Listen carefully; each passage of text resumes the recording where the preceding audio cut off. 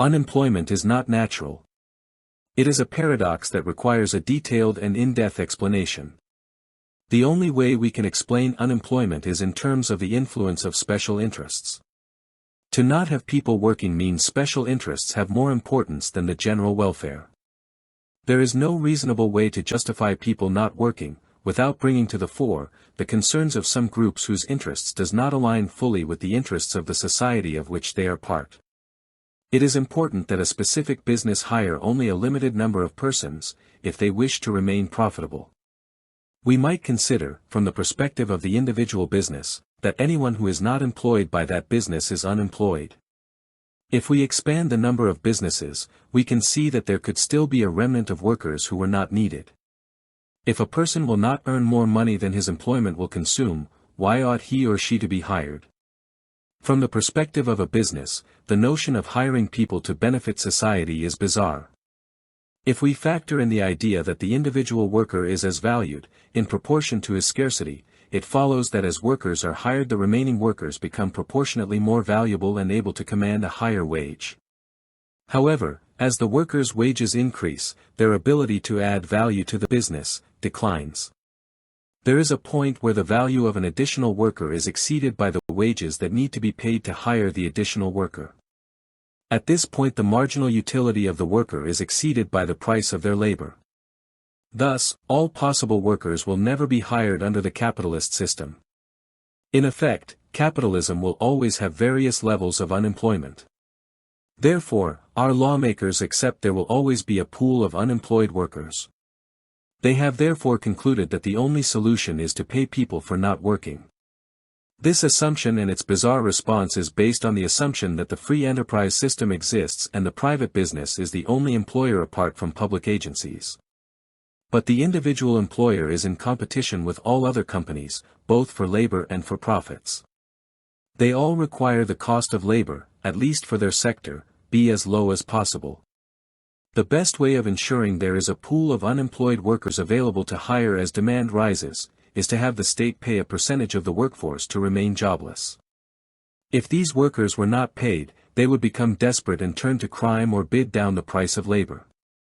This would seem to benefit companies, but it does not. The worker is also the customer. This is the uncomfortable truth that most economists tend to not stress. If the cost of labor decreases too much, the liquidity of the economy is seriously diminished.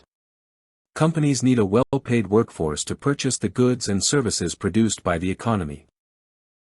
The Great Depression was caused by paying labor too little to permit them to play their other role as consumers, to the extent capitalism needs them. Put on starvation wages, workers became consumers of nothing but the most basic of goods. One cannot run an economy on the purchases of the elite. The feudal period proved that, which is why capitalism rose to prominence. The feudal economy was characterized by a system in which land was owned by lords and worked by peasants or serfs, who provided labor and a share of their produce in exchange for protection and the right to live on the land. This structure emphasized local self-sufficiency and hierarchical relationships more than the market-driven exchanges of capitalism. Even China has realized that to rely on exports to drive the economy is not realistic. The greatest demand is internal, and when the demand is high, this means there is a large and thriving middle class. The loss of the middle class is alarming because it means consumers are being deprived of spending power in favor of capital investments. But who will purchase the products the economy is gearing up to produce? Demand is the exchange of labor or time for time. But for the goods and services produced by labor to happen, labor must be expended in specialized ways. But to fully understand the significance of specialized exchanges, we need to look deeper into this thing called reality. Reality is digital. It is coded by God. We cannot read this digital language directly, so God has created an interface called physical reality. When we see the language of God, the divine language or code, we see physical things. God is communicating to us through reality. He is speaking to us through reality. He is directing us through the guidance of the Holy Spirit. But we ought to confuse the thing said with what is being said. Even though we cannot see His face and talk to Him directly, we do have the interface between us and God, and this is Jesus as the Word. The Bible corresponds to physical reality in that it is a link between us and Jesus. By following the Word, we demonstrate faith, and this links us with God. It opens the lines of communication. But this communication with God is not about words. We can talk to God in words, but if all we do is call Lord, Lord, that is make verbal requests, our faith has no works. We talk to God through the physical interface of our works, done in faith. It is not the works that save us, it is faith. However, we know that faith without works is dead. Faith is not found in the simple expenditure of energy or even in doing good things. Faith is us being in constant contact with God, being guided by Him. To have faith in God is to be guided by Him. To be guided by Him, we need to be in contact with Him. This is where we do works in faith because we are working under the direction of God. But how do we do this, specifically? We know that God created the universe and that at our level of existence we see creation as physical reality. We see that physical reality operates according to laws.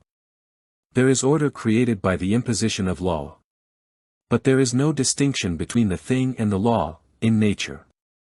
Indeed, law as it pertains to nature, is nothing more than viewing the predictability of physical events. The law is the observation. A planet is a planet because it operates as a planet. The law that governs it, also defines what it is. But man, as spirit, is not under the law. Man as a physical being, is under the law. Therefore, man without God, becomes wholly under the law. It is the law that defines him. When we are children, we are also under the law of our parents. At some point we need to mature. To do this we need to come out from under the law and become self-governing, but we can only do this if we are ready and willing to come under the law of God, that is, the law of the Spirit. The law of the flesh is the law of predetermination and also of dictatorial authority. The law of the Spirit is the law of morality. We do what is moral and good. This is logic incarnated in the flesh of our lives. We all mature physically, but we do not all mature spiritually. The physical child and many who are physical adults, are spiritually immature. Only some people put aside the things of the child and adopt the ways of the spiritually mature adult. Immaturity and being under the law make us dependents. Those who are under the law are governed because they lack property and the means of independence. This is normal for a child, but the child who does not wish to become a spiritually mature person, also seeks to remain a dependent. In this case, it usually means they become to some degree, wards of the state. The parent of a child has power over the child through love. But the spiritually immature adult is kept as a dependent because those with power acquire control over property and the lawmaking process. Can we thrive independent of the HS and God? Where is the information to guide us if we do not have the logic given to us by God? If we need the Holy Spirit to know the truth, then why do some of us think they can know the truth without the Holy Spirit? Where is truth located in the natural world? When we forsake the Holy Spirit we are left without wisdom. The only thing left to guide us is physical force. Some of us tap into our emotions and become liberals, enslaved to whatever triggers an emotional reaction. However, our emotions cancel each other out and our opinions are without number. The only way we can coordinate the flesh is through a centralized authority, that is a highly concentrated central authority that retains a monopoly on violence. This central power must possess some kind of leverage over the subject population. The best kind of leverage is control of property, because if the central authority can exercise power over property, he has authority over life and death. This power can be direct as when the state controls the military and police, or indirect as when the state controls access to commercial property. The state does not have to administrate the nation's businesses directly, it only has to have control over the laws and regulations which govern the operation of the nation's commercial property. What this has to do with employment is that if the state and its factors control access to property, they also control the creation of jobs. The question is, why would the state or its agents create jobs? First of all, they would if and when they can acquire benefits from the work being done. This is no more than saying employers want profits and the state wants tax revenues. But this is contrary to what the worker wants, which is the full remittance of his earnings. The only way the state and the employer can wrest some of this value from the employee, is if the employee, out of fear for his job, acquiesces to the extortion. For this to take place there must be the chance that the employee will lose his or her job. Therefore, unemployment must exist both as a reality and as a possibility for all who are presently employed. What then would full employment, or zero unemployment, look like? First of all, we must be clear, there is no path to zero unemployment in a system that is founded on coercion. A system that oppresses people must always hold a sword over them. A head on a pike, a man locked in a cage or lines of men with no job, all serve as warnings about what happens if one has not fully imbibed the culture. The question one must ask, if work creates value and value can be represented or given substance by digitalizing it, then why is not everyone working and adding value to the community whilst being paid? There is a logical disconnect between work adding value and the person being paid for the work they do. This disconnect is the state and private bad actors inserting themselves into the equation between the two aspects of every human being. This world treats the worker and the consumer as two distinct entities. When we lay people off and destroy the working class, or the middle class as it is called, we destroy the consumer. Depressions, especially the Great Depressions, are caused by paying workers too little to purchase the goods and services they produce or could produce. This is because the state and the capitalists do not want the worker to be paid. The state and capitalists think they, the state and owners of capital, deserve at least a part of what the worker produced. All we need to do, as pastoralists, is assert our rights to what we produce as workers, because if we as workers reclaim our rights to what we produced, we will automatically be able to consume what we produce, and when we can do this, full employment comes about naturally. Citizens' assemblies are a small group program that systematically reclaims ownership of the production process in the name of the person who produces the goods and services. Zero unemployment is nothing more than workers owning the rights to the goods and services they produced.